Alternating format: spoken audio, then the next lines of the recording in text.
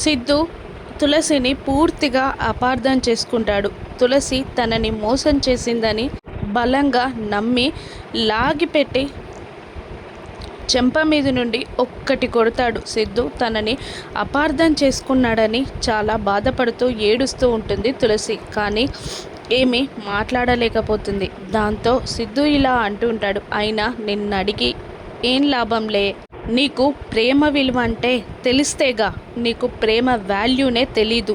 అది తెలిసినప్పుడు నేనంటే ఏంటో నీకు అర్థమవుతుంది అని సిద్ధు తులసి మనసు ముక్కలయ్యేలా మాట్లాడుతూ ఉంటాడు.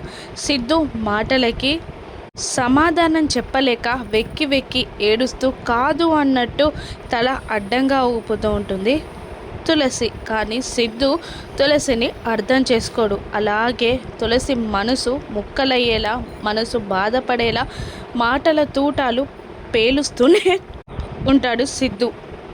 ఏమీ మాట్లాడలేక ఏడుస్తూ ఉండిపోతుంది తులసి.